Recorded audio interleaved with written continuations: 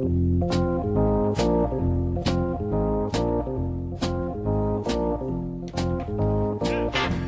right, so here's a little background.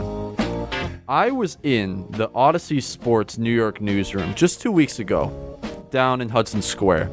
And in that 2-week span, things fell apart. And here are the top 5 reasons why. The sports and food, like we all say, they go together in perfect harmony, which we teach to you every week on the show. But at the same time, 5 different sports personalities on air made headlines in these last 2 weeks for some unique food reasons, which I want to get into in the mainstream, okay? So here's number 1. Giants head coach Joe Judge on Boomer and Geo on WFAN giving us his death row meal. Let's play the clip. Yeah, well, death row meal, what are you going with? A death row meal? Oh, shoot. Mugshots Cheeseburgers. That's a chain that's down south. It's on this Hawaiian bread. They do a great job. Definitely a milkshake with it right there. Look, I'm going to make sure that, they got some cleanup after they, flip the switch. So there's Joe Judge, head coach of the New York Giants. And to me, do we trust Joe Judge to be a creative play caller? Because cheeseburger milkshake sounds like the stereotypical. But it was a specific chain. So okay, I'll give him that. I think until we try that specific cheeseburger and that specific milkshake, the jury's still out. In the background on that, Joe Judge used to coach down south at Mississippi State, and that was, somebody did the research, that's where Mugshots is, down in Mississippi. My only concern was cheeseburger milkshake. It sounds like the stereotypical death row meal. The Giants have a dynamic, unique offense with Saquon Barkley returning, and really a quarterback in Daniel Jones that needs a spark. He doesn't need the status quo. And to me, that's Games and Grub to a T. Next. Games and Grub.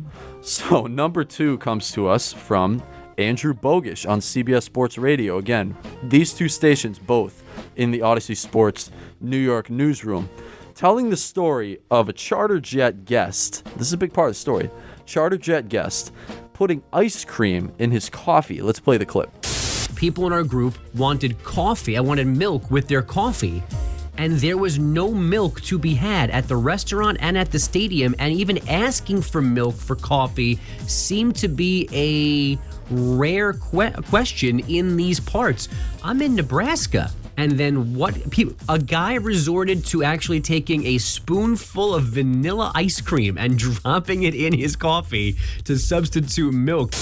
All right, so the background on this is Andrew, who is a Fordham graduate, joined Fordham football's charter jet as a guest to Lincoln for their Week 1 game against the Cornhuskers of Nebraska.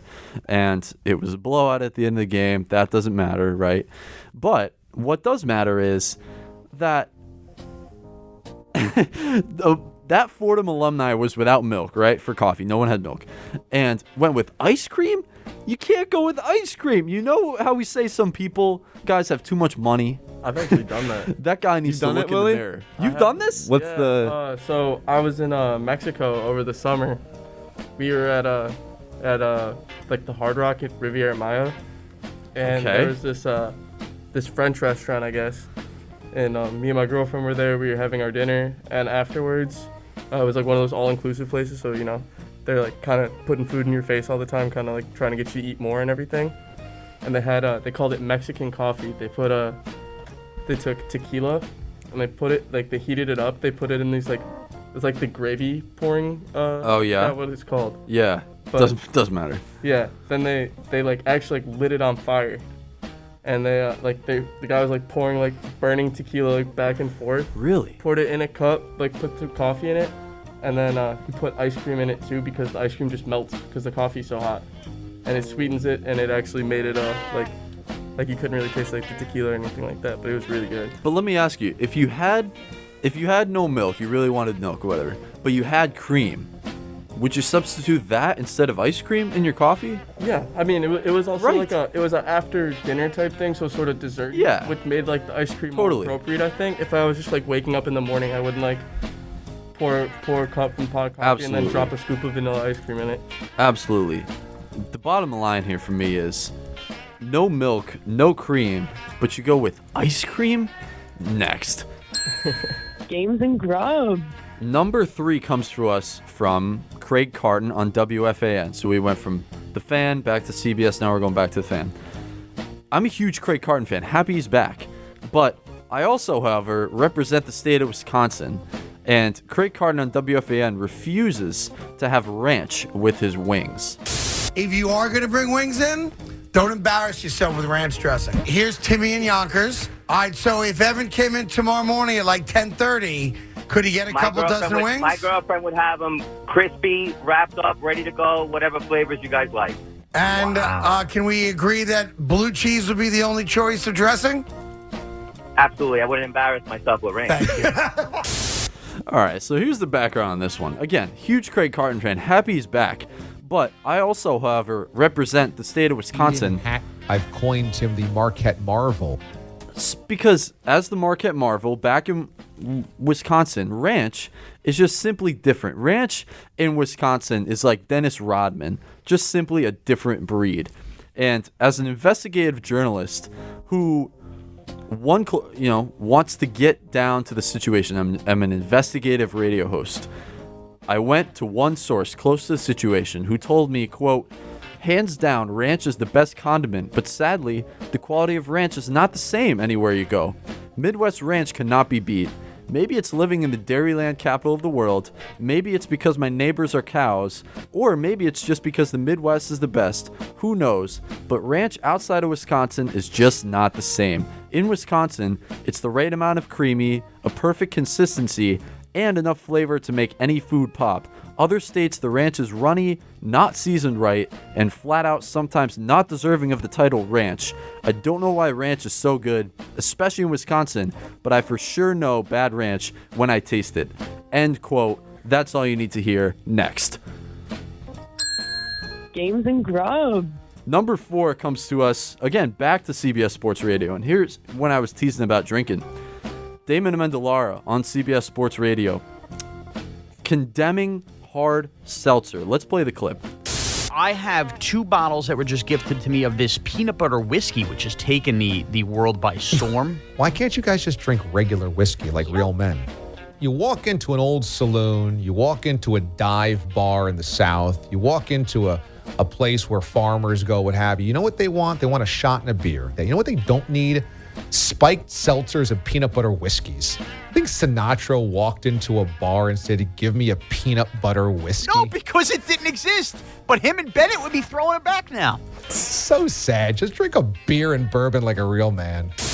All right, here's what I'll say about this one. We're college students, right, guys?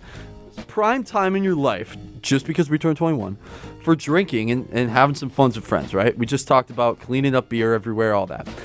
But to me, we may not be in our 40s and 50s, but as men, do we look at each other as less than for drinking a few White Claws? I'm a huge proponent of hard seltzer. No, exactly. I think hard seltzers are yummy. I think they're delicious. I think it's a good zig to beer's zag. So it's like I don't need to be drinking beer a whole night. I also don't need to be drinking seltzers a whole night. I might judge an exclusive seltzer drinker. Like I know a couple people that are like they're men. They just refuse to drink like a beer, and they will only drink seltzers. Yeah. And like I kind of judge that a little bit because like sure you might not like Miller Lite, but like if you have like a Blue Moon or something like that, like it just tastes good, you know. Like, right. Sure, it's a little heavier, and like I think that's the benefit of a seltzer, is they just feel like absolutely. Lighter. But that to me that's fine. To be an exclusive seltzer drinker maybe is a little off. Same but being an exclusive beer drinker, like yeah, exactly. You gotta enjoy everything. You can have both. Take it from us, college students, because you can have a beer and have a seltzer. College drinkers are like Kyle Shanahan. We can have Jimmy Garoppolo and Trey Lance. Watch us win straight into the playoffs. Next. Games and Grub. Number 5, someone I've met personally, Connor Green on CBS Sports Radio, arguing that a pizza bagel is a frozen pizza. You ready for this, guys? Pizza bagels are the underdog of the frozen pizza world. It's the offensive line of the pizza industry in general. Commonly forgotten, easily overlooked, but extremely, extremely important. You have a Super Bowl party? I got pizza bagels. A fantasy football draft? I have pizza bagels. So this one, Connor Green, total whiz kid. I've met him. But let me tell you, very bright radio professional, just a few years older than us. And I do agree that pizza bagels are pizza, right? Can we agree on, are pizza bagels pizza? Oh yeah. Yeah. Willie? Definitely. I mean, it still makes the cut, you know? It's cheese, sauce, and They're a great snack, I feel everything like. on bread. Absolutely. So pizza bagels are pizza. That's true. Even if you make it yourself and they're less than your local pizza joint, who are pros, obviously, it's still pizza. However, at a Super Bowl party, at a fantasy draft, which many of you listeners probably had in the last week, bringing pizza bagels is like the Broncos going with Teddy Bridgewater. You're accepting mediocrity, a low ceiling. Give me some wings, a buffalo chicken dip, even some pigs in a blanket. Pizza bagels, they're more a chore to get rid of than a party favor. Next. Games and Grub. And an honorable mention, doesn't make the top 5, but Jerry Seinfeld, a guest of Steve Summers on WFAN, announced he is making a movie about the history of the Pop-Tart. You ready for this? But I am also busy getting ready to make my first live-action movie. Okay. I'm going to be making in L.A. next year for Netflix, and it's called Unfrosted, the Pop-Tart Story. The history of the Pop-Tart. We made up our own history. There are some factual elements, but it's mostly a Wizard of Oz kind of take on what might have happened in Battle Creek, Michigan in 1964. Wow. Well, I know you did a movie with the bees. Yeah, I did a movie, but that was a cartoon movie. This is a live-action movie. Right.